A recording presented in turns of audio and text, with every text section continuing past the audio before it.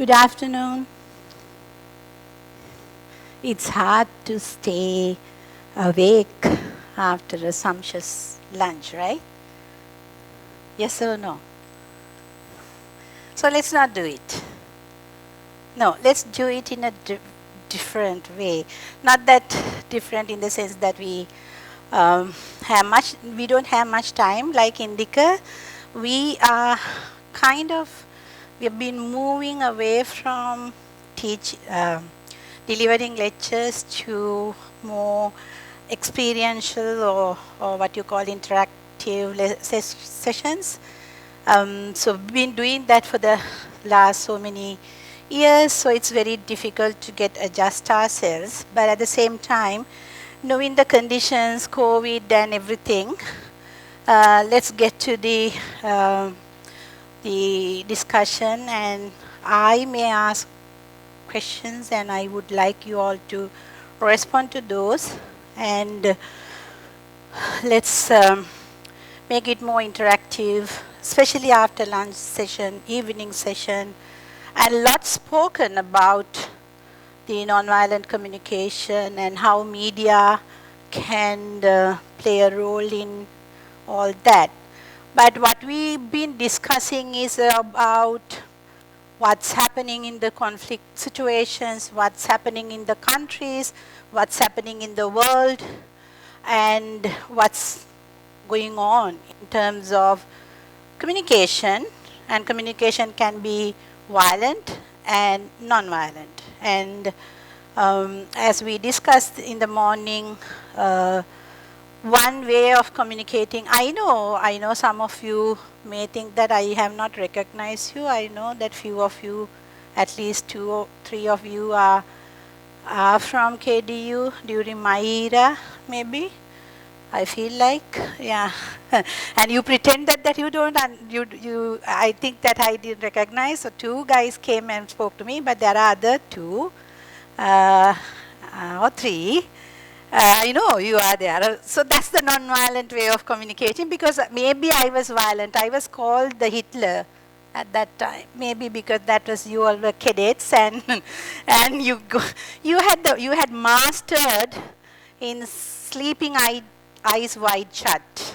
So I was trying to, yes. So now you know that I recognized you, right? Okay. But that was long ago. So so let's get engaged. And so the topic given to me, gender-based violence and media. I'm not a media guru. Of course, gender-based violence is my area of work, and media is not, but I can easily make the connections as to what we need to discuss today. And in doing that, I think we have an idea as to what is nonviolent communication is, but and also what is what. Let's get to the discussion for a bit about gender. When you hear gender, what does it comes to your mind often when you say gender? I need quick answers, please. It's okay to talk. It's okay to be, there is no right or wrong answers in this. There is no right or wrong answers. Whatever you understand, tell me, what do you understand by gender? Male or female? Anything else? Anything else? How many of you felt that gender is about male or female? I don't think so. Most of the people think gender is female. When you refer to gender, most of the people think, oh, we are talking of women. Why? Because most of the time, it's the women or the girls that we are talking under this topic, or it is most of the time, this is what we do, work, and without incorporating men into the discourse or the discussion, we have gender workshops, we have gender policies, we are not getting men involved in that, right? So this is what gender is, not only male, female, but the other as well. Why other? Who the others are? Who the others? Third gender, or so to say. Who the others are? Those who have, because gender can be two ways to look at it. It can be sexual orientation and what you have been born with, and then you can transform, right? And then you can be transgender, and you can be, so then there's this other, but they don't want to call themselves as other. Instead, they would like also to be in this, either this or that. However, this discussion goes on yet. There aren't many solutions there, and there is a fight. There is a advocacy group. There is advocacy groups all over the world working on this. So me api පූමති බිර බව මේ gender කියන එකට අපි කියන්නේ සිංහලෙන් පූමති බව. ඒක හරියන්නේ නැහැ. ඒක එච්චර මේ අර මේ හරින්ද්‍ර කිව්ව මොකද්ද? පුලෝ මොකද්ද මට ඒක අමතකයි. ඒ වගේ. ඒක හරියන්නේ නැහැ. සමහරව කියනවා ස්ත්‍රී පුරුෂ භාවය. හැබැයි ස්ත්‍රී පුරුෂ භාවය කියපු ගමන් එතනම ආය අපි කොටස් දෙකකට විතරයි බෙදන්නේ. Male, female. So it's important that what you are going to talk about gender, what you are going to be like seen as gender. It's girls and boys, and it can be like, so it's basically there's a characteristics differentiate between femininity and masculinity. I remember my first day at Kotalala Defense University way back, right? Those student officers are now either rear admirals, retired or something like that. How can you teach us law? The question is that you cannot teach law. Why? You are a woman. Law is a masculine subject. You can't teach us. So they were trying their level best for about a year to chase me out of this institute. And at the end, they left. I stayed for yet another 15 years, right? I still remember they were not doing it violently. They were not doing it because they didn't like me. It was just that feeling. It was just that understanding. Law, teaching law to military, to uniform staff, this. අර ඉන්දික උදේ කිව්වා වගේ මේ කොහෙද යන පිස්සු නෝනා කෙනෙක් අනිත් එක මේ ඒ දවස්වල මට මෙහෙම ලොකු ශරීරයක් තිබුණෙත් නැහැ. එතකොට it doesn't make sense for them.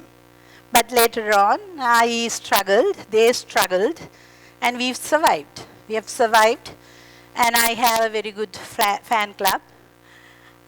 So that's how we have to work with that, because we are, when you say look at the all, how many of you would take your wife to a female gynecologist? How many of you? Surgeon, female gynecologist, take the baby out? No way. But if you have a skin disease, or if you have something to do with, some other thing, you will go to a, or your family doctor, maybe a lady doctor, right? And how many of you, of course, we are now bragging about saying that we have the first prime minister in the world, and then we have a president, we had a president, and then now we are all talking about, my dear colleagues from the police, talking about first DIG, right? But you took her to courts. Why? Because your act says it's all about he. There is no way, no place for a woman to go to that high rank. Did you feel, no, we shouldn't be doing that? So it applies to all of you maybe. When would be the day military army will be commanded by a woman?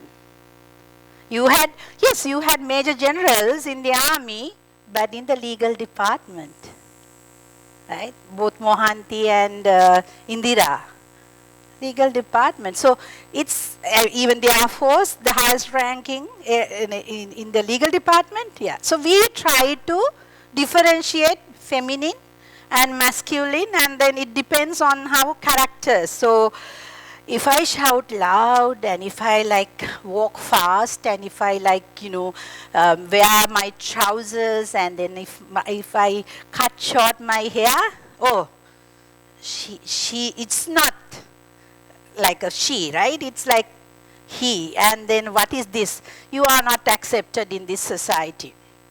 So that's the kind of thing that, and also it comes with the settings in our culture, in our context, and also it depends on the biological orientation. I am the youngest of 8 in the family, right? I am the youngest of 8 in the family of 4 other sisters and 3 boys. I am now this size because I earn and I eat. Those days I was thin, very thin. No, I'm just kidding. Not that my parents didn't feed me. However, the feeding 8 children, my both parents were school principals, so it's not that easy. So always that the brothers get the big plate. So maybe I survived because I was young, and I don't know even how I survived. No, I'm not saying that. I survived because I stood up for my rights as a child. I was always saying, no, there should be an equal opportunity, and there should be equity within the family, and also it should be always equal, whether it is a son or a daughter. So I became a lawyer. So the family was like, everybody was doing various other things. And my father said that he wants to divide whatever the little he has among the children. So his preference was to give some more to my brothers than us girls. Who stood up against that? It's me, not because that I was greedy to get his little bit of land and the paddy field and all that. But I was sure we all got the same opportunity to study. We all, in a different way, excelled in our life. So if you have anything to give it equally. It is up to decide whether we want to do it, get it or not, whether I want to give it to the brother who is not doing well, or sister who is not doing well, or something like that. So I basically, maybe that is my nature. How many of you think that even you so when you have your first child, I'm sure there are married officers, ladies and gentlemen here, what were you expecting for your first child? Boy or a girl? Be honest. Boy or a girl? Girl? I salute you. But most of the people think, no, first child should be a boy. I know you deny, but that's the fact. That's the fact, especially in our part of the world, in Asia. And you know that some people identify, in India, they identify the fetus, sex of the fetus. If you can identify early, they will do the abortion, right? So that's where all these gender studies have come up. And also it's about some societies only men and women and boys and girls. So it's all about some societies. They don't think of others. That's the third gender. It's all about man, it's all about woman, or it's about the girl or a boy. So when you have, I know there are many cases that we have seen in this country as well, and even in the services especially. I know that Indika said in the morning, may some things that when you do, they say, ගෑණියෙක් වගේ වැඩ කරන්න එපා. මොනවාද අයිසේ ගෑණියෙක් වගේනේ හැසිරෙන්නේ. That is because we have that prejudices. We are characterizing certain things.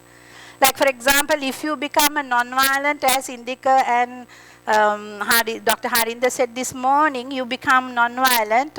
everybody might see, oh, what is this? What's wrong with him that he is not aggressive, he is not violent, he is not shouting, he is this, that, and the other. So you become a woman in that society. And if a woman shouts, and if a woman fights, and if a woman is loud, then say, මොනවාද අර මිනිහෙක් වගේ හැසිරෙන්නේ, කොල්ලෙක් වගේ හැසිරෙන්නේ. ඔහොම අපි නම් බඳින්නේ. කොණ්ඩේ කපලා කලිසම් ඇඳලා අපි බඳින්නේ. Isn't that what?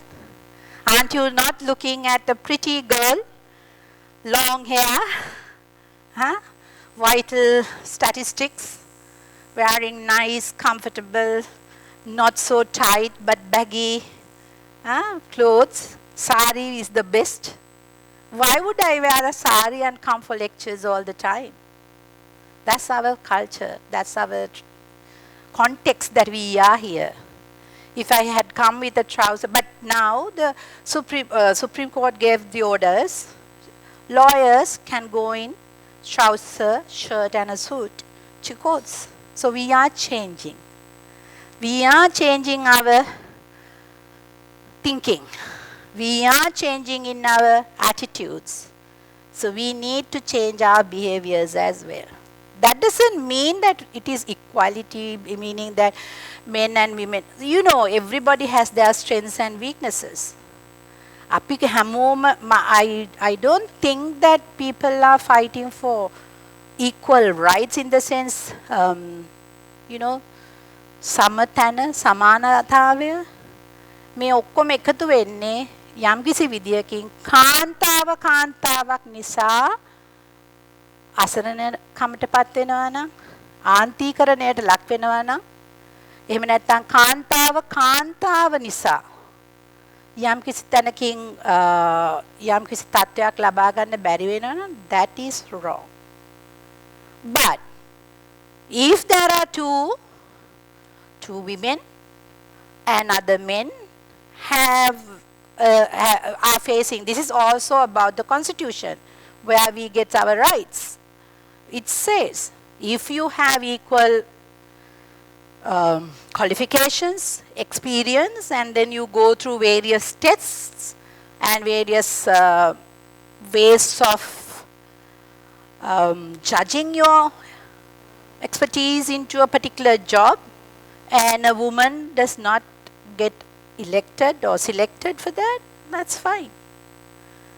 And the discussion that we have right now about the political participation of women in Sri Lanka and many other countries are progressing. We are still there. Either it is 5% or 7% all the time, even at the local level, provincial level, little bit local level and provincial level, little over 8%, and the parliament it's always within 5%. And that again, if you really look at who is Mrs. Bandaranayake, who lost her husband, came to power, who is Mrs.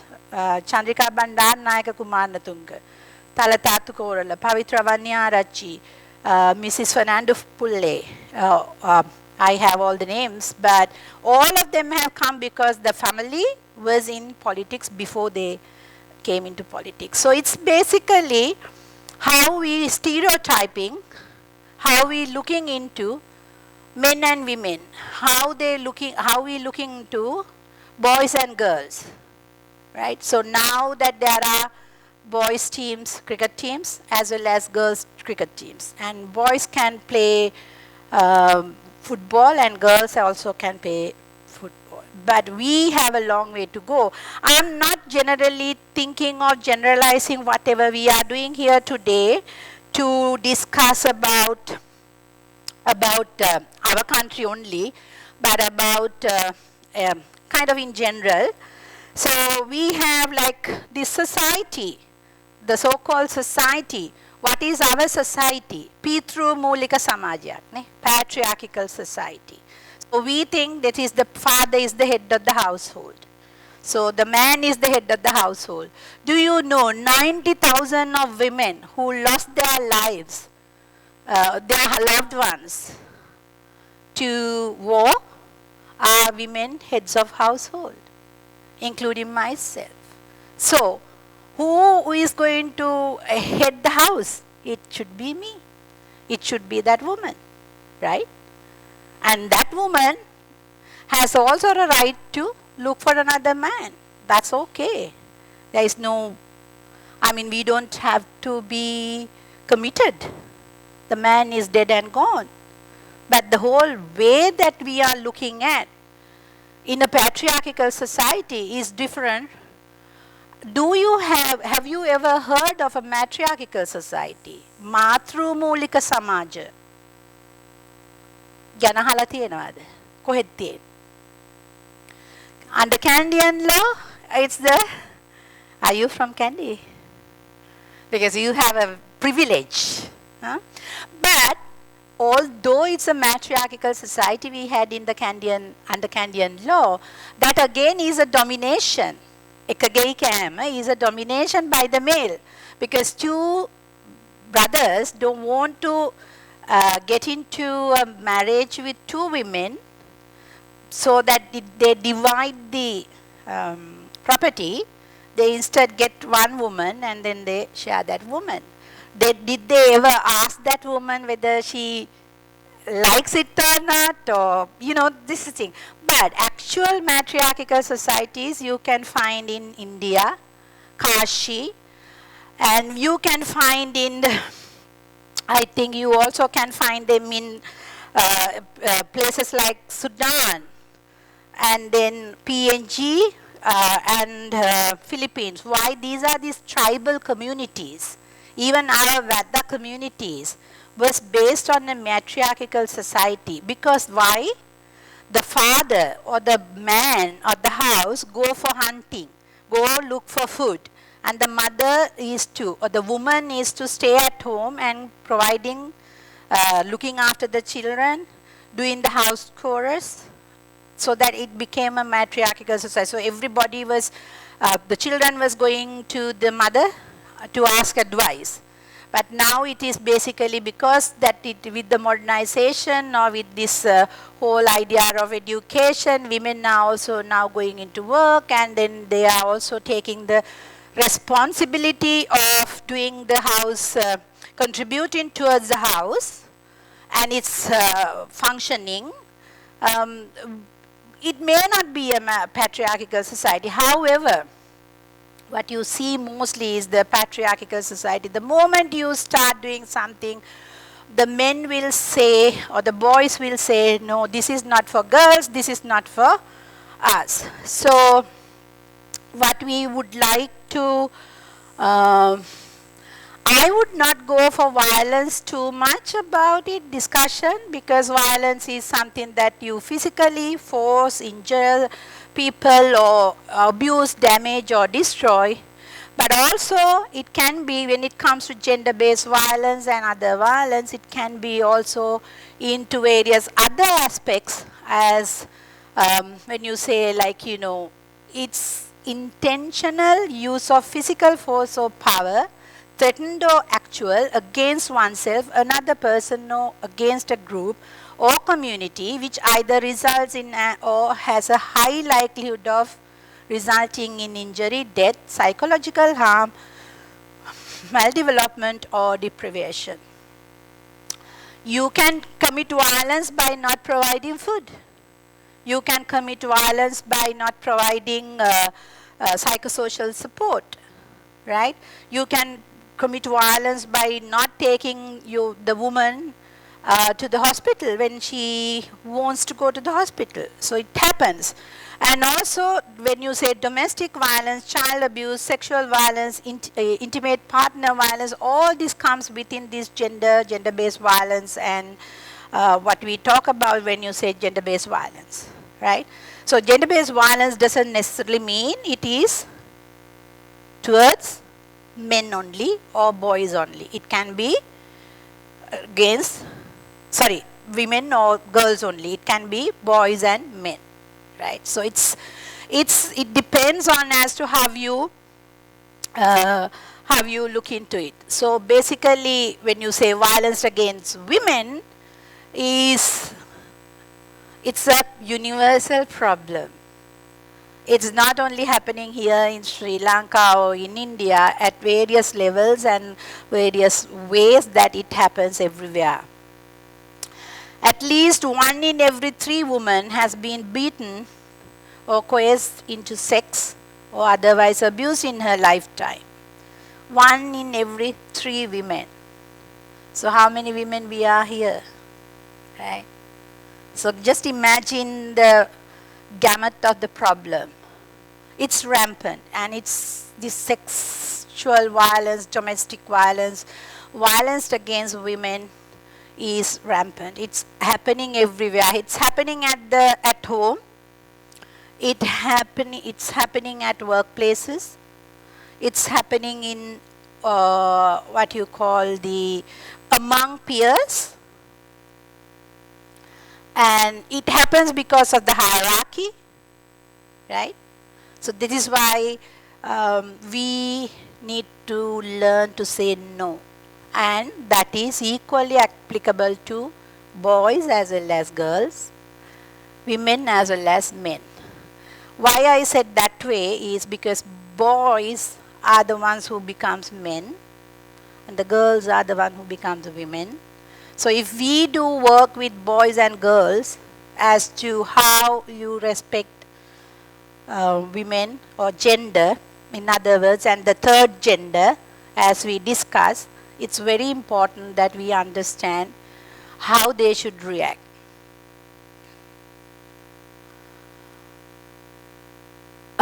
So violence against women, Sri Hinsanaya, is coming under human rights issues, and there are many who have gone to courts based on that, and it's the most kind of human rights act, or that there are activists who work towards working with the victims and bringing about new policies, bringing about new mechanisms in order to prepare the future for girls and also to deal with the women who go through this. And also it's about society, as how society goes towards that, right? Okay, so at the end of this session, I want you to understand little better than before as to what defines the gender-based violence, and then how to identify different types and sites of gender-based violence, and then discuss what gender-based violence is and its violation of women's human rights, and then analyze gender-based violence from the women's human rights perspective and role of media and gender-based violence, right? Activity 1, I mean, I like to do that, but I want to do it anyway because it's after lunch. Okay, so what does the phrase gender-based violence means to you? What acts do you qualify as violence? So why not you just stand up, and couple of you keeping the distance, just stand up and discuss among yourselves as to what does phrase gender-based violence means to you, and then we'll discuss, right? Why not you just stand up? Because heavy stomach, right? Yeah, just get to like 5 in the group. Just turn around to each other. Just turn around to each other and discuss about what does that phrase gender-based violence means to you. What acts do you qualify as violence?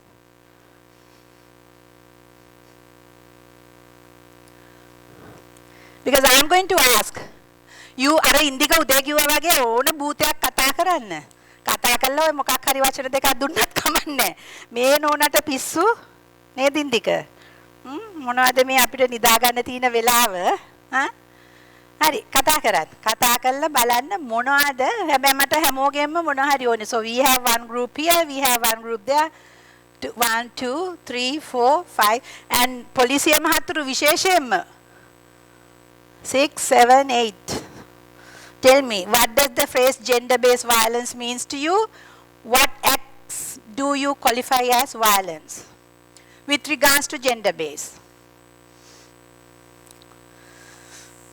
මොකක්ද gender based violence? ඒ කියන්නේ ස්ත්‍රී හිංසනය කියන්නේ මොකක්ද? ඔයගලන්ට හිතෙන විදිය example එකක් එක්ක දුන්නත් කමන්නේ. ඒතර ඒක කොහොමද violence? ඒ කියන්නේ ඒක කොහොමද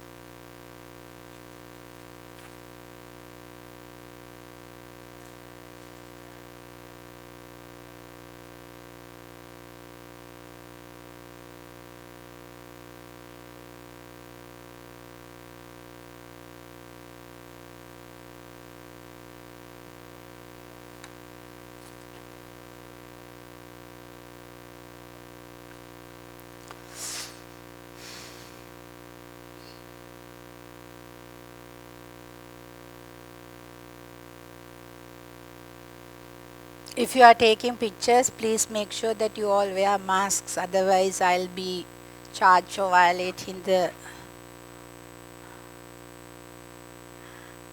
health regulations.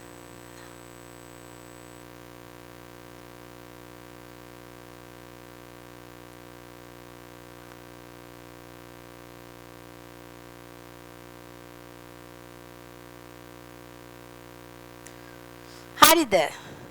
Are you ready? Okay.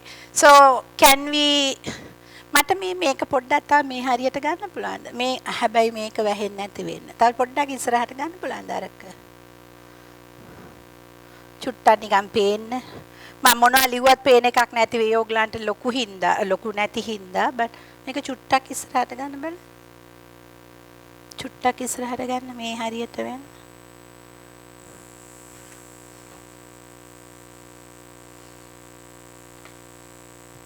අම්මෝ බරයි.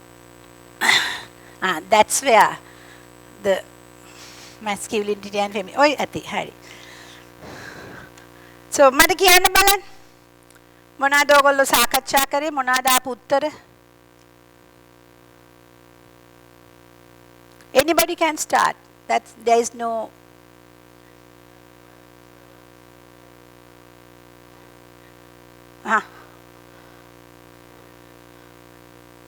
Right. Very good.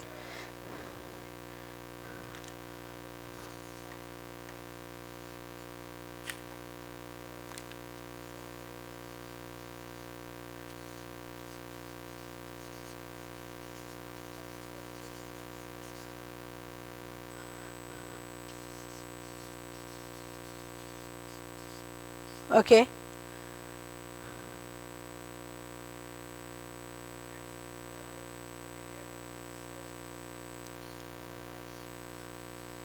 Any act? Okay. Okay. Very good. Very good. Anything else that this group wants to say? No. What about you? Navika Hamudave. Aye.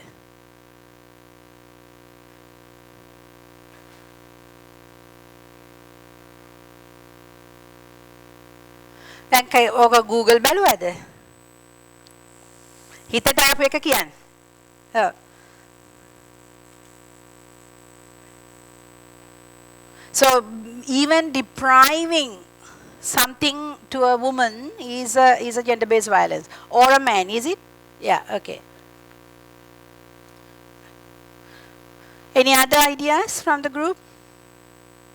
And what acts do you qualify as violence? Physical acts, and also psychological. Physical, psychological. Physical, psychological. So we have. You all also said physical.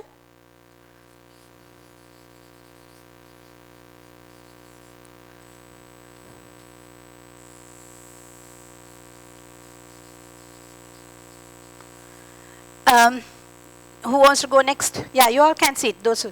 It's not that I'm punishing or anything, it's just that, yeah. We would have done nice exercises if they had given us a space for that. Yeah. The mustache is for what? Scare people, scare women, scare boys, girls. Right. I'm just saying, because that also comes with the masculinity and, that kind of, you will understand why I'm saying that. Yeah, tell me.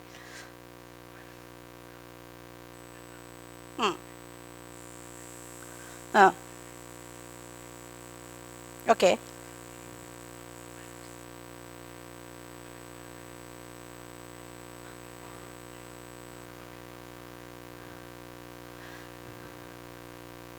Right.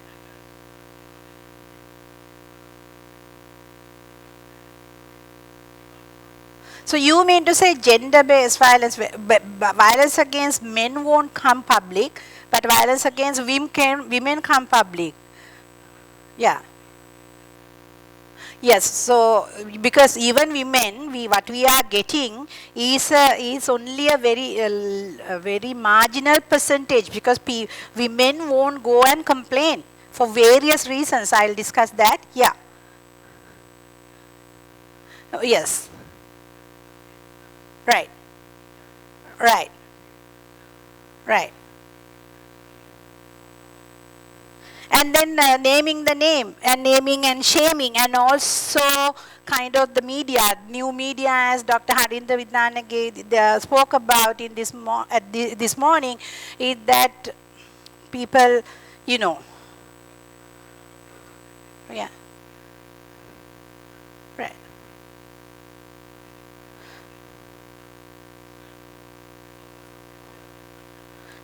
Right. So you say men and women, and then you also say it can be physical. What kind of violence that you expect here? Did you discuss that question?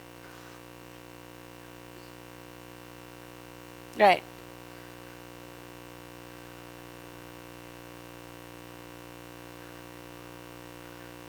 Right.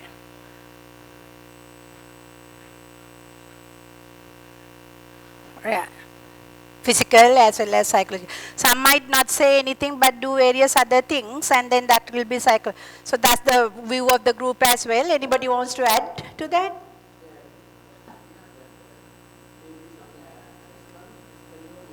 Well, harassment, physically or mental, right? So this can be harassment.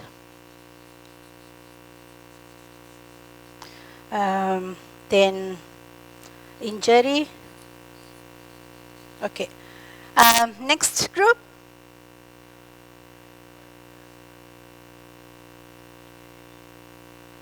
Right.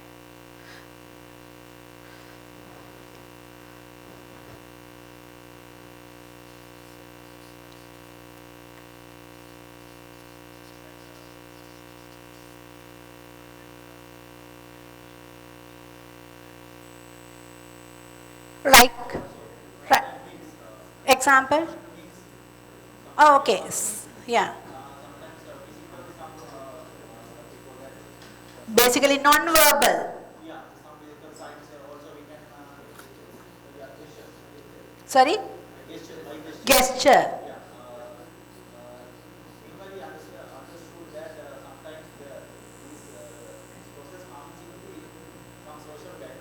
Right.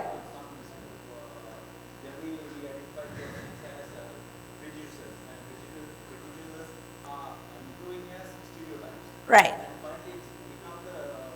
So when you say it comes with the various, you think that the affluent elite will not commit this and the poor is the one who is committing? No.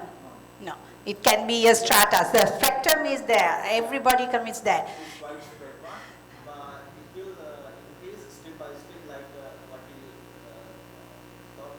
Yeah.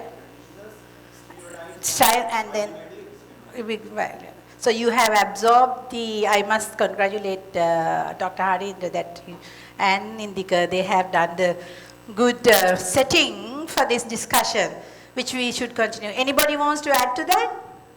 You are the only girl in that group. What is your stake? Did they listen to you? Did you speak? Did they say, oh yeah, you have a point? Or did they say, ame wa katahagin hinduwa danne? Or did they include you in the group? Speak. Yes? Otherwise you can't go back, right? Okay, thanks. Okay, so this group. Yep.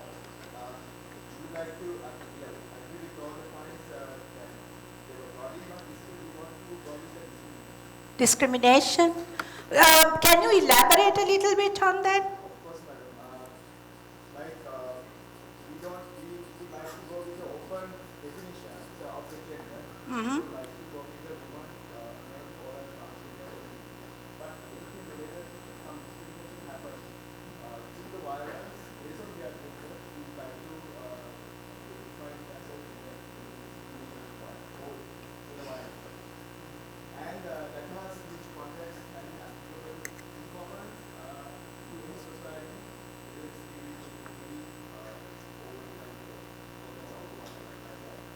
but still we see it start from this household itself and it goes to place where we work and it goes to society and it will include physical, emotional violence as well. And most importantly, we see some legal discrimination also discrimination, especially by Right, that's a good point. So the laws, in other words, laws make it happen, right? Laws as well as law implementing officers like you all. It happens. You know how you treat a man who is in custody and how you treat a woman in custody, or when you do that whole process is different. Right.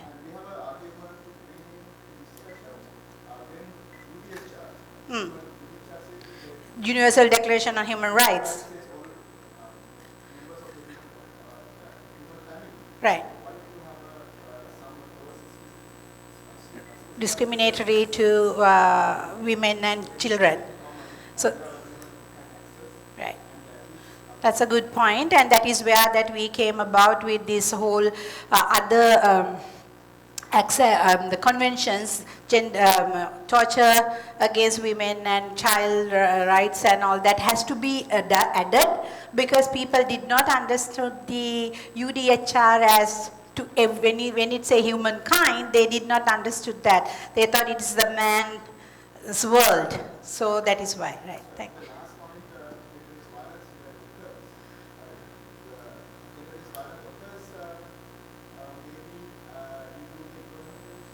Mm-hmm.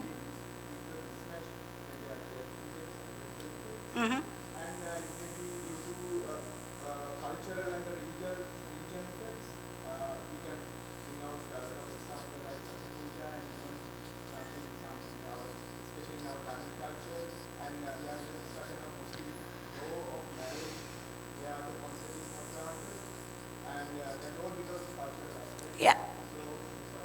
Thank you. You covered a lot. This group, the largest group. And all Air Force? No. Right. Yes. How did it go with them? They're very active. Were you giving that space, or they took it forcibly? Right. Tell me.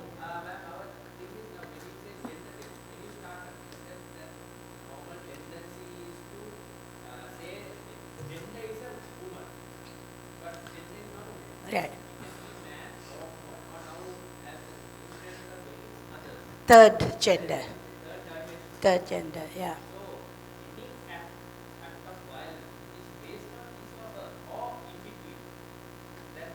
Right. Okay. Okay. Right. No. Uh, no, there is a particular reason. I am not ashamed to say that, because we get our periods every month and we are not pure. No, exactly. Do we have that discourse in our society? No. Mm-hmm. Right. Right. And the father, yeah. Yeah. Right. Right. Right. How to treat.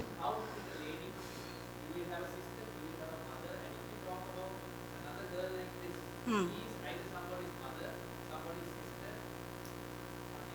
Right. Great. Right. Great.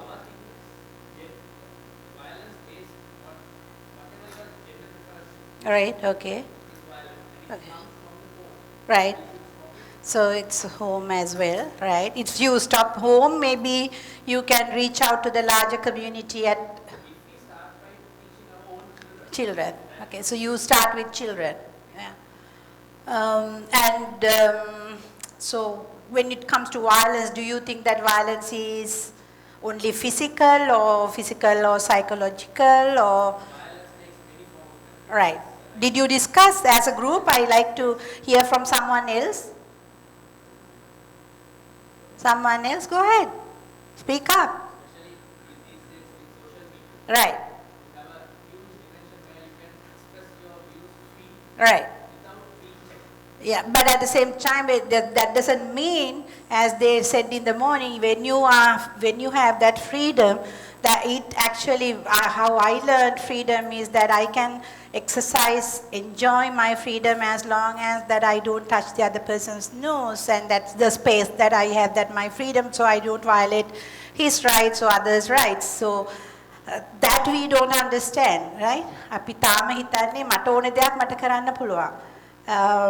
හැබැයි ඒ කිරීම තුලින් අපිට, so thank you very much all of you for that active participation, especially after lunch, and I'm very happy. So we will be the discussion was basically, I want you to see that gender-based violence is how you categorize, how you see it, and gender-based violence includes this, and then gender-based violence occurs. So most of you said that gender-based violence is about both men and women, but mostly it is against women or the girls, because that's how the world has gone into. So let's go to the summary. This is what that I would like you to read and understand. This is exactly the summary of what we discussed, what you all came up, and your answers are all including here.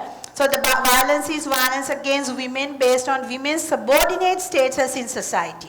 Because that is what I brought up, this matriarchal and patriarchal society, and also the subordination comes with the husband and the husband and then the wife, and wife is subject, like in certain societies, like in Malawi, husband has a list of things that he owns.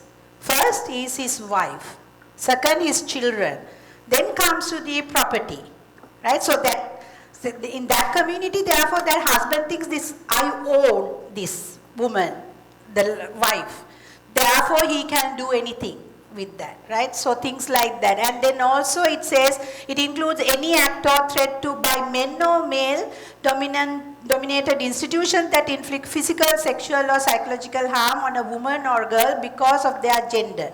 In most cultures, traditional beliefs, norms and social institutions legitimize and therefore perpetuate violence against women, right? So this is where that you can understand how the twist is coming in. But there aren't many studies done yet how men or the boys come into this equation or the third gender comes into this equation. But there is already, the research has begun, understand, and then there are various cases which have been reported. Then gender-based violence includes, right? Remember, we were discussing and you gave that it can be physical, it can be discrimination, it can be psychological, it can be economic, it can be because of religious and various. So it includes sexual and psychological violence such as domestic violence. Sexual abuse includes rape and sexual abuse of children by family members, forced pregnancy, even the forced pregnancy. Right? It doesn't necessarily mean that every time that you go to bed with the man that you end up having a child. It needs to be discussed, right? And then the whole idea of this abortion and everything comes with that. And then sexual slavery, and then traditional practices harmful to women, such as genital mutilation, sati puja, and then dowry related, dowry related, that violence, that is quite a lot visible in societies like in India, but even here in Sri Lanka it has. I have counseled, sorry to say this, some of the ladies who lost their loved husbands who were in the military, married only 2 to 3 months or less than a year, the husband's family came to that house, took everything away from her, saying that this is my son's belongings.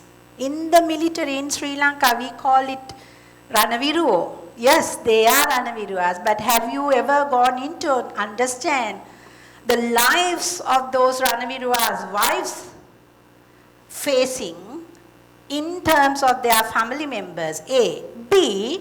I know this because I have experienced personally that every 3 months, those days, you had to go to the Gramaniladari and ask him to certify that you are not married yet, so that you get the certification and send it to the respective services so that you continue to get the salary. What do the Gramaniladari do? Ask for sexual bribes. Or else he will say, otherwise I will not sign it. Once I went to, my Gramaniladari got this. Then I had to go to the divisional secretariat. Divisional secretariat has to countersign the Gramaniladari signature. So his duty is only for that. What did he ask? He asked, how do I know whether you are married or not? Right? Just because that I was a lawyer, just because that I was working at Kotalal Defense University, just because that I've been fighting for rights, not fighting for rights, advocating for rights from my childhood. All what I did was I stood up and I spoke loud so that everybody else here, saying that your duty is not to check whether I'm married or not. That was checked by the Gramaniladari who lives in the same, who knows what is happening in the village. Your duty is to countersign his signature. You make sure this signature is your Gramaniladari signature. Right? I was able to do that because I was empowered by my parents. But how many other young, you guys all go marry nice, pretty, beautiful young girls. And during the war, this is what happened to us. So that they become widows overnight. I mean, you never knew even that it was happening, right? And then this is the trauma that they go through. And then the whole stigma right throughout being a widow. Because you are young, you are a widow, and then nobody respects you. And you can't talk to the male friends. So there is all this stereotypes, prejudices, and then, so maybe my conversation with the divisional secretariat would have been violent. But at that time I was not a conflict resolution expert or a non-violent kind of person. At that time I was only like, because I was also going through trauma and I only wanted to react. I may have not got time to really fathom as to what to do that, because I was also young at that point. If it has happened today, I would have definitely reacted differently. So these are the things such as, murder and rape are known. But that is what I said, verbal, non-verbal, gestures, all that matters, right? And then violence, gender violence occurs in both public and private spheres, as most of you all said, and this is all mostly at homes as well, and we know most of the time that happens from within the family. I know most of the people, that's what I said, most of the people, and it is all out there in research papers as to how this has happened. And but it also perpetuated by the state. How can the state perpetuate it? One good example is that we are taking women into the police, army, navy, air force. We are not looking at the laws or the policies to change accordingly. Right, so that the women get discriminated because that the person was struggling right throughout from the SSP appointment to the top. So that even that time we would have had a discussion and changes. So it's basically more structural changes and policies, and sometimes it happens most of the time in the military establishments and also at immigration authorities. And gender-based violence happens in all societies, across all social classes, with women particularly at risk from men they know. So that's the summary that I wanted you to get into. And so again, same thing, which major types of violence occurs, which sites are more open to GBV. Right? Usually what I do is to get you into the groups and discuss. Now that I change it according to the situation. So these are the kind of types of GBV, usually you call gender-based violence, right? Have a look at, and then we'll reflect.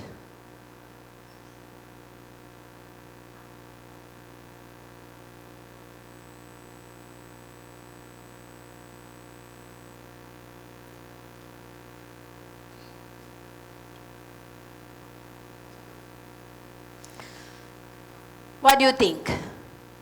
So it is overt, it is physical. ඒක අපිට පේන දේ. Right? ඒක අපිට පේනවා. මොනවද පේන්නේ? ගහලා නම්, පුච්චලා නම්, මරලා නම්, කපලා නම්, සූට්කේස් එකේ දාගෙන ගිහිල්ලා නම් අපිට ඒවා තේරෙනවා. ඒවා පේනවා. සමහරක් ලාට ගෙදරදි වෙන දේවල් අපිට පේන්න පුළුවන්. පුතාට හැමතිස්සෙම පේන්නේ තාත්තා අම්මට ගහනවා නම්.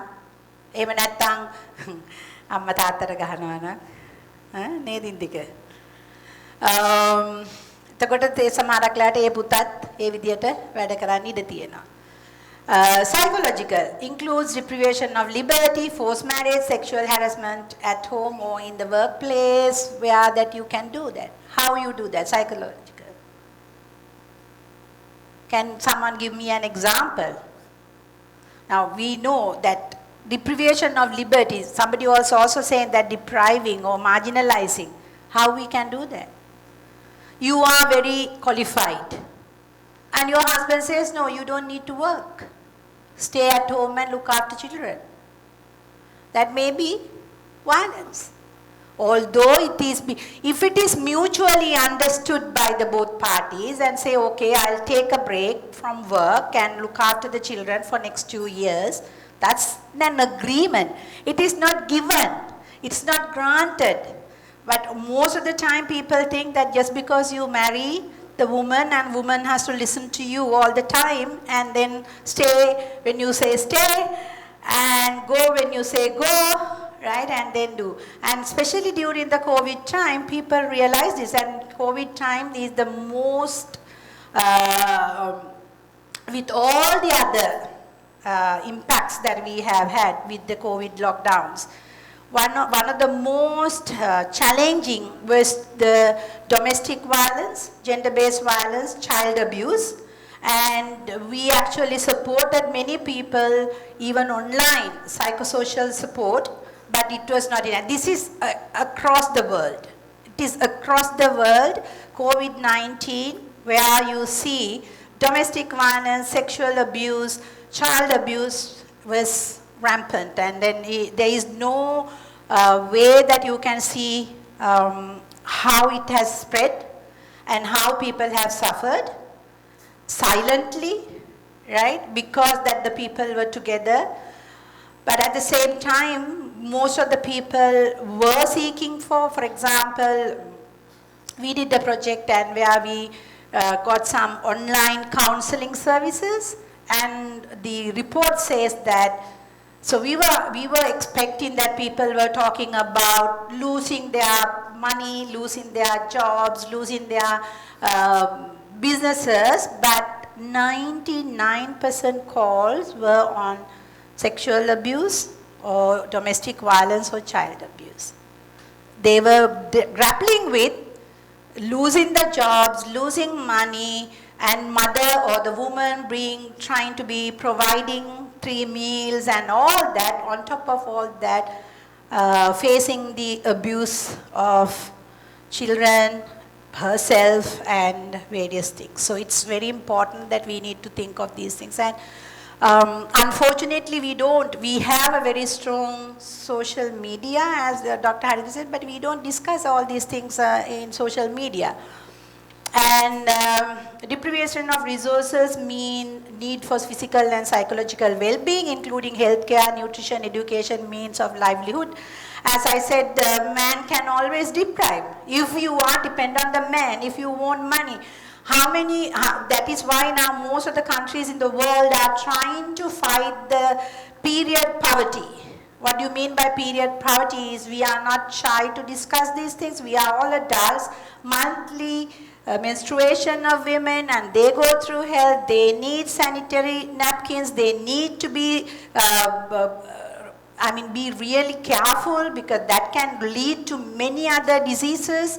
But men don't think that way. They don't give money for people to buy sanitary napkins. And we go with the old systems. And there are many cases like that around the world, and New Zealand is fighting that. This is called period poverty. And many people are getting support from the state. And I know one of our presidential candidates was called Padman, right? But I don't know where he got a vision from these things, or whether he really did it, I don't know. But then we were joking, not me, people were joking. And then I think that was a good thing in a way. Treatment of women as commodities. Yeah? This is where mostly media also comes in, and so includes trafficking in women and girls or sexual exploitation on one hand. On the other hand, that they are being treated as I said, certain communities, they say, you are like, you own them, so you go for that, right? And sites of GBV. You have 3 mainly categorized, you can see. One is family. Why I have put it in red is also, I agree with you, this group, where that family, if you deal that within the family, Paula tula api මේක කතා කරනවා නම්, Paula tula api හිතනවා නම් මේ ගානු ළමයි පිරිමි ළමයි දෙගොල්ලොම එක හා ලෙස සැලකෙන්න ඕනේ. මේගොල්ලෝ හැමෝටම දෙන්න ඕනේ එක විදිහේ අවස්ථාවන් කියලා ගොඩක් වෙලාවට මේ ප්‍රශ්නේ විසඳෙන්න පුළුවන්. So one is family. So that is the primary side. You all discuss about it, so I don't want to go into detail with that. And the other one is community and the society. In this community and the society, how the groups share and how the groups work with that. And so, you all are widows, and you all are the low caste women, and there were ways that we were looking at the women and the men through this community and then society, and then that is how you come into, either you come in with the religious, cultural, we discuss all that. So I know that you all understand this. It is based on, it perpetuates within the family, but again also within the community under religious tag, or maybe under ethnic tag, or maybe under your social status like widow, right? Or maybe your sexual orientation. It also matters when it comes to harmful traditions, again, as I told you, and also it comes with the governmental services, businesses, company. I mean, I keep repeating that because this is the theory that we work along with this theory. So what I'm trying to do here is to get it into your heads with this, and then start reading, and then start changing your lifestyles. And changing your lifestyle in the sense, what I'm saying is, I'm not saying that you all are committing these crimes, but you need to stand up for others. If anything happens in front of you, it's your obligation, it's your right, especially law enforcement officers, plus you guys always, we all as citizens of this country, we have to do that. And then the state legitimizes power inequalities, and they have therefore laws, policies based on that. And then we also have various kinds of discriminatory applicability of the laws, right? I have seen this. I have gone through many a times with that. Personally, being a woman, not because of anything, but personally being a woman, right? And but when you are a woman, and when you are disabled, and when you are also a widow, your marginalization is multiplied, right? But even if you are a widow, if you are a woman with status, education, means, and also good standing in the society, very little that sometimes you feel it, right? So we also need to see that societal issues. And responsible for tolerance of gender violence on an unofficial level, because it is the state who has to make sure that they don't tolerate these kind of things. And it's so sad to see that as, I was referring to what you did in the morning with the social media on national level and the security perspective, but also at the same time you look at the way that we looked at that girl who went with this 52-year-old man and end up in losing her life, how we are kind of propagating the whole act that has happened. And there is clear division of understanding that people say that she shouldn't have been gone because she knew he was a married man. And then there is another discourse says he being a married man shouldn't have taken this girl, right? But we are doing that by putting their pictures and by putting their loved ones in the forefront, interviewing them. So this is all about what you think of how media has a role to play. And then to the extent that it is states' recognized role to sanction certain norms that protect individual life and dignity and maintain collective peace. It's the state's obligation to develop and implement measures that redress gender violence. We have a long way to go. We have certain laws, principles, which I'm not going to go into details because we don't have that much of time to discuss all of that. But it is important that you go and discuss this because you have this inequalities and all that in any society. Gender perspectives on violence. Gender perspectives on violence. What do you mean by that? And can you go through and then let's discuss about it?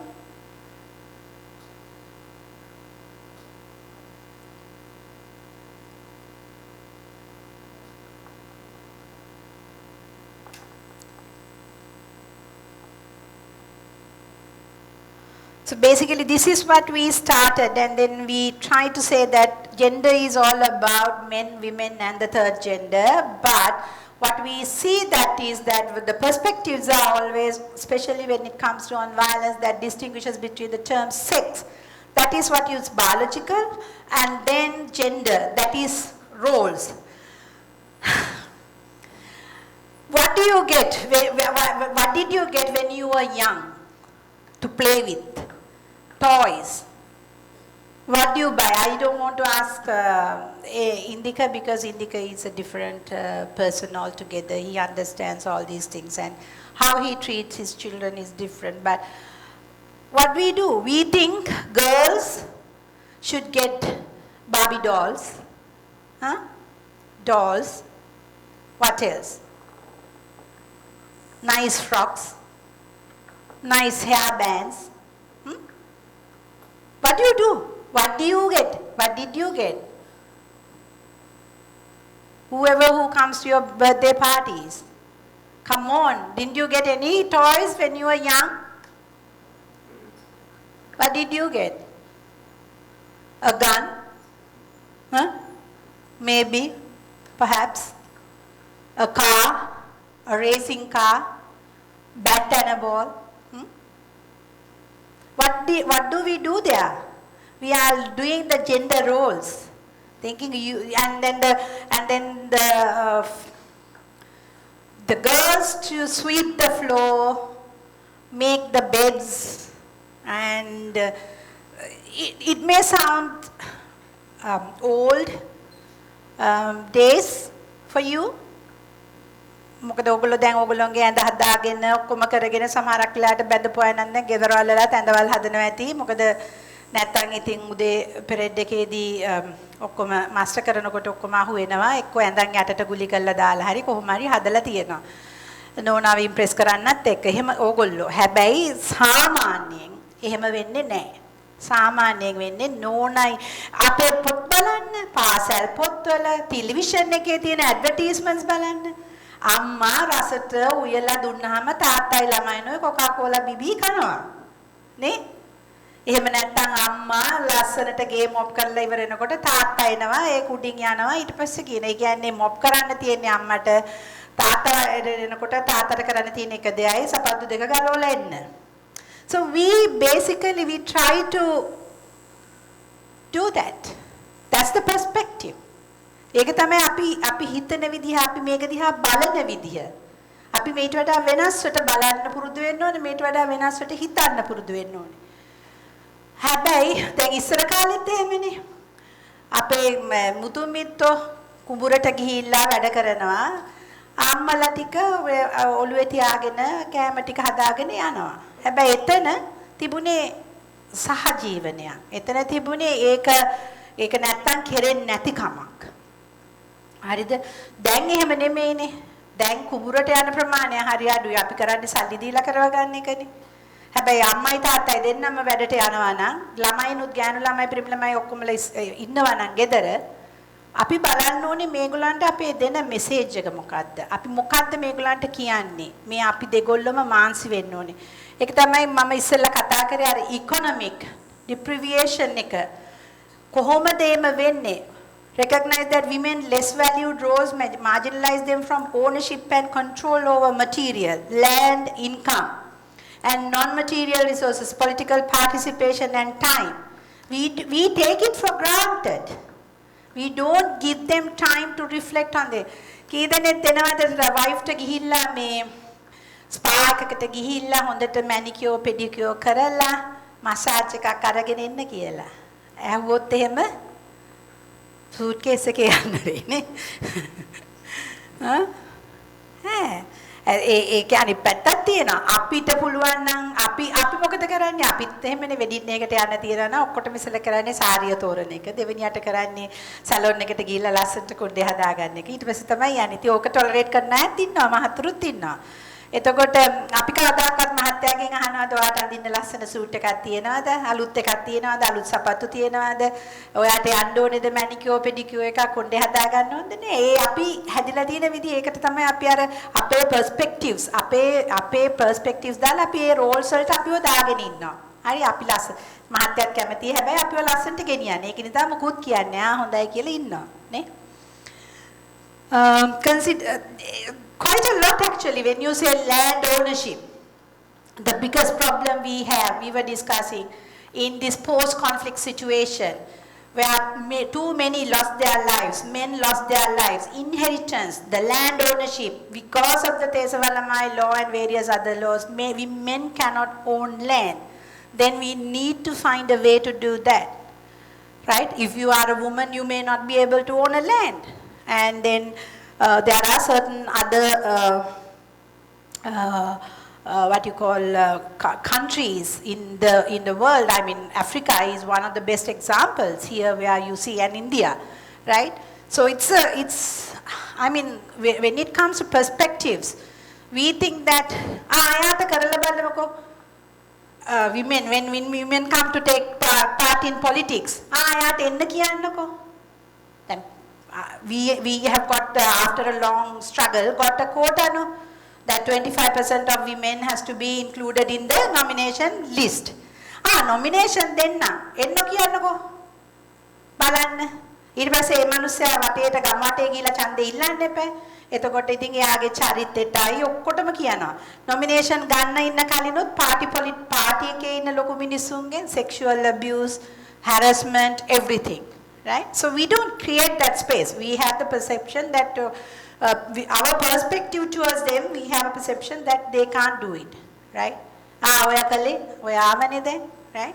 And then also consider the interaction between gender and the other social categories such as class, race and ethnicity. So with all that, if you are poor, with all that, if you are a low caste, with all that, if you are from a different, not a majority but a minority, if you are a disabled person, as I said, then it becomes worse.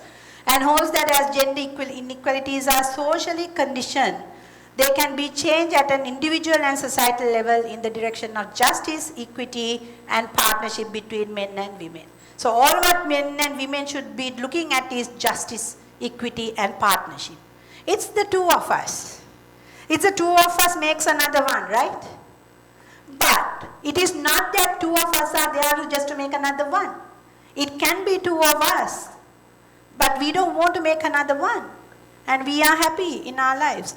Or it can be two of you.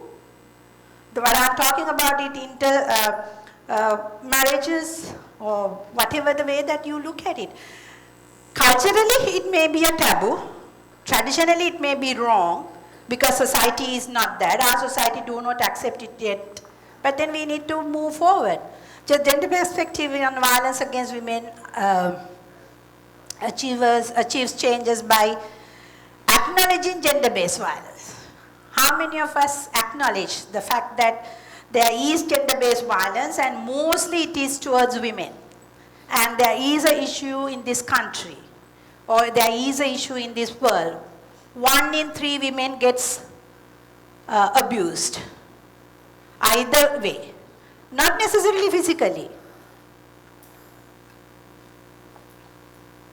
Addressing the similarities and differences in the violence experienced by women and men in relation to vulnerabilities, violations, and consequences. Do we have enough information? Do we discuss openly? Do we go and make sure that these things are not happening? If you go to the police on these things, always I hear from the gender-based violence or domestic violence, all the women that I'm working, counseling, all what they say is, her name is police nang yanna bෑ. Right? පොලිසිය බලනවා මේක මේ පවුලේ ප්‍රශ්නයක් නේ මේට වඩා criminal ප්‍රශ්න අපිට තියෙනවා ඩ්‍රග් ප්‍රශ්න අරවද මේවද අපිට තියෙනවා මේක කරන්න බෑ යන්න ගෙදර. So she comes back to the same house, right? We don't have safe house system. We don't have that in place. So අරයා යන්නේ එතනටමයි. උඹ පොලිසියක් ගියානේ. Next day you get the double dose. So මම මේ පොලිසිය මහත්තුරුන්ට කියන්නේ හිතන්න දෙපාරක් ඒ වගේ නෝනා කෙනෙක් එනවා නම් එන්නේ ඉවසලා බැරිම තැන.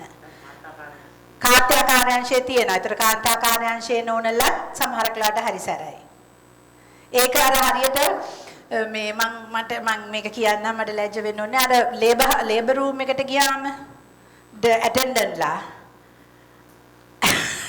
මට කියන්න බෑ අමුතිත ගුණවර්ධන වඩිනාලු නෝනලා කෑ ගහනකොට රටේ නැති ඒවා කියලා. හැබැයි ඉතින් සමහරට ඒක රිවර්ස් සයිකොලොජි වෙන්න පුළුවන්. එතකොට ඒක ගැන හිතනවා අර දන්නේම නැතුව ළමයා එනවා වෙන්නත් පුළුවන්. හැබැයි the way that treated is so bad apparently. ඒ වගේ තමයිලු කාර්යාකාරයන්ගේ සමහර නෝනලත්. ඉතින් අපි UNDP ආයතනය හරහා වෙනත් ආයතන හරහා හරියට උත්සාහ කරා මේ කාන්තා කාර්යාංශයේ ඉන්න මේ පොලිස් නිලධාරීන්ටත් මේ මිනිස්සු ආවහම සලකන හැටි. ඒගොල්ලන්ට ඒකට කරන්නේ කොහොමද කියන එක. මොකද ඉතා වැදගත්. මේ කිසිම කෙනෙක් පොලිසියට නිකන් එන්නේ නැහැ. එන්නේ ඉවසලා බැරිම තැන තමයි. මම මෙච්චර දුර දිග ගිහිල්ලා තියනවා නම් එතකොට ඒ පුච්චලයට කොහොමද අපි සලකන්න ඕනේ කියලා. Addressing the differential impacts of policies on men and women. අපි ඕක කවදාකවත් අපි ඒ විදිහට බලලා නැහැ. අපේ policies වල දැකලා නැහැ ඒ විදිහ වෙනසක්. අපි හැමතිස්සෙම බලන්නේ ඒකනේ ඕගලන්ටත් වෙලා තියෙන්නේ he. ගොඩක් තැන්වල තියෙන්නේ he. he or she නෙමෙයි. ඉතින් he implies she කියන එක තියෙනවා. හැබැයි ඉතින් ඒකට උසාවියම යන්න ඕනේ. right? It's a human rights violation. What are human rights? මොනවාද මූලික human rights කියන්නේ? මූලික මිනිස් අයිතිවාසිකම්. එතකොට මූලික මිනිස් අයිතිවාසිකම් තියෙනවා. මූලික අයිතිවාසිකම් අපේ constitution එකෙත් අපිටත් දීලා තියෙනවා. එතකොට ඒ අතරින් බලනකොට මේ there are international standards.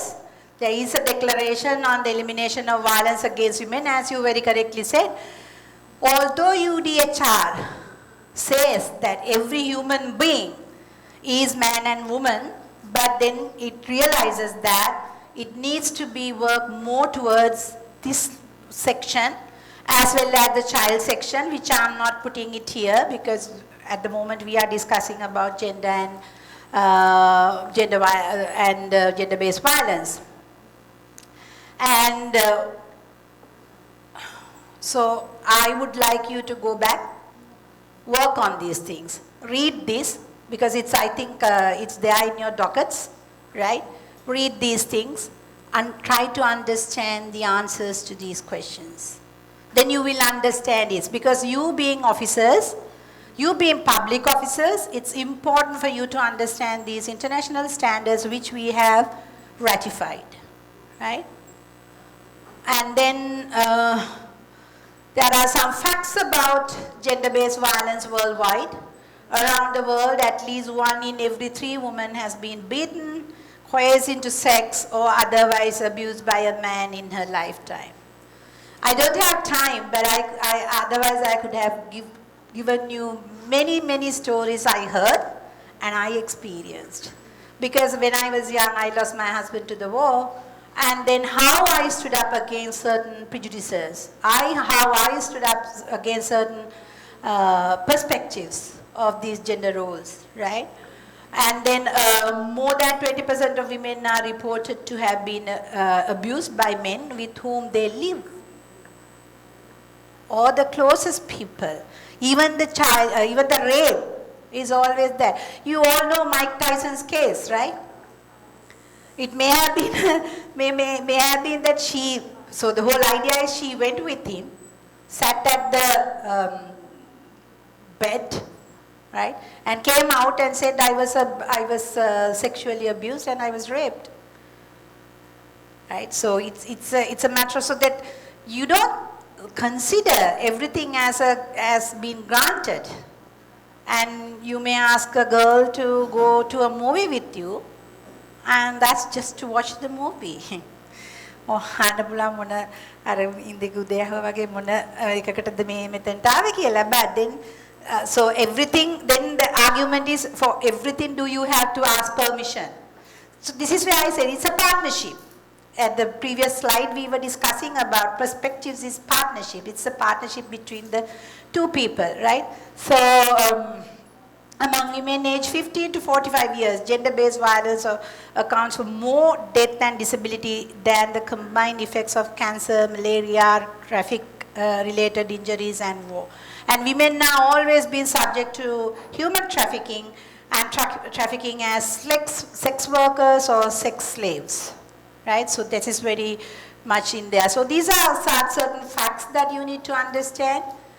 And so this is, therefore, how we connect this to nonviolent communication is that you need to understand these roles, responsibilities, and who you work with, because in the world we have either men, women, or the third gender, and third gender percentage is sometimes maybe depend on the society, may be negligible. So then how you communicate. It's all about communication. It's all about how you communicate your desires, how you communicate your needs, how you communicate with each other, how to way forward, work together, to the subordinates, to your peers, right, to your children.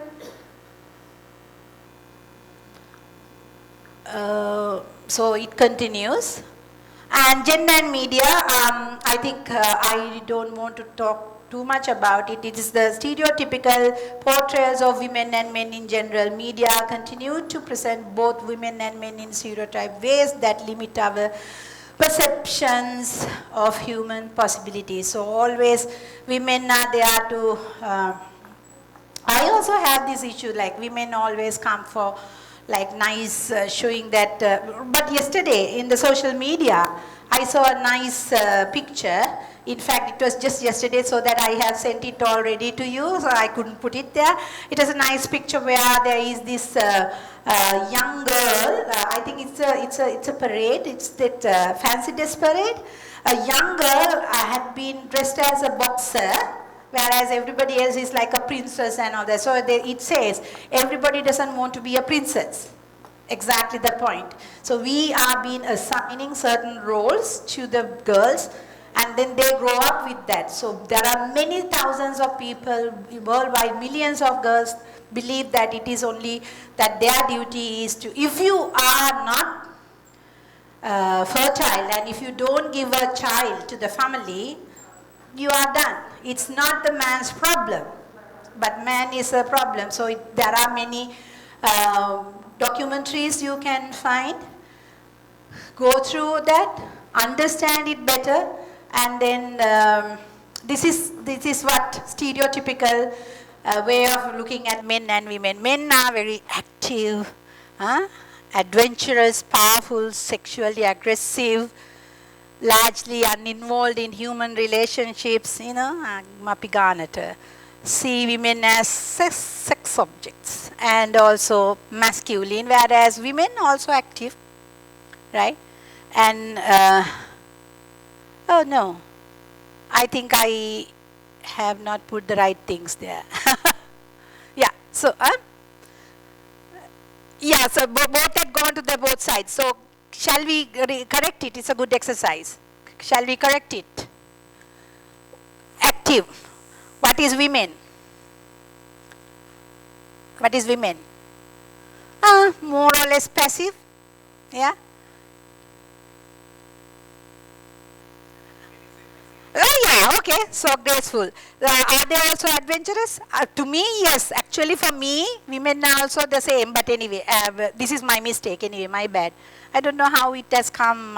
Because I was rushing and I was sending it. Anyway, women are also powerful, but beautiful, isn't it?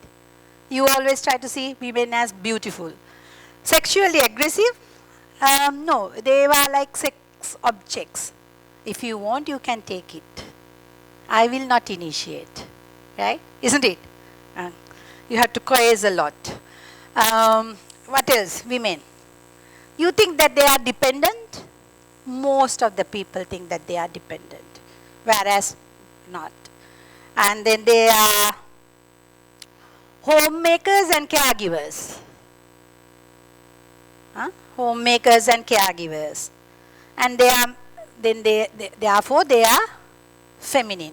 So this is about broader questions that I would like you to discuss is as this: male and female, what qualifiers are considered male and female, justification for violence frequently evolve from gender norms, that is social norms about the proper roles and responsibilities of men and women. What are examples of traditional gender roles? all that you need to discuss. For example, everybody was talking a lot about um, everybody was talking a lot about when New Zealand Prime Minister was pregnant and then delivered the baby, took the baby to the parliament, and everybody was talking about it. But no one is talking about the mother who carries the baby on her back and go and work in the metal crusher, or the fields in Vietnam, or the fields in Philippines. Nobody talks about it. That everybody talks about. Everybody is talking about feminism, feminist prime minister of Canada, but no one talks about feminist fathers we have in among ourselves. And my father was a strong feminist, and some of my teachers are strong feminists, some of my colleagues are strong feminists, but we always think these are the role models. Good that we have role models, but we can always find solution among ourselves. And so this is where that I really want to, I think, I'm not going to go to the conclusion.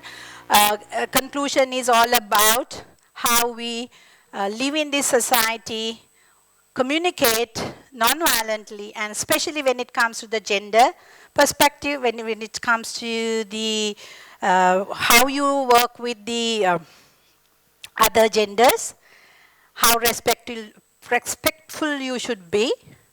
තමන්ගේ තමන්ට මේ විදිහටම කවුරු හරි treat කරා නම් කවුරු හරි මේ විදිහට සලකනවා නම් තමන් කැමති නැත්නම් කවදාවත් ඒ දේ කරන්න එපා.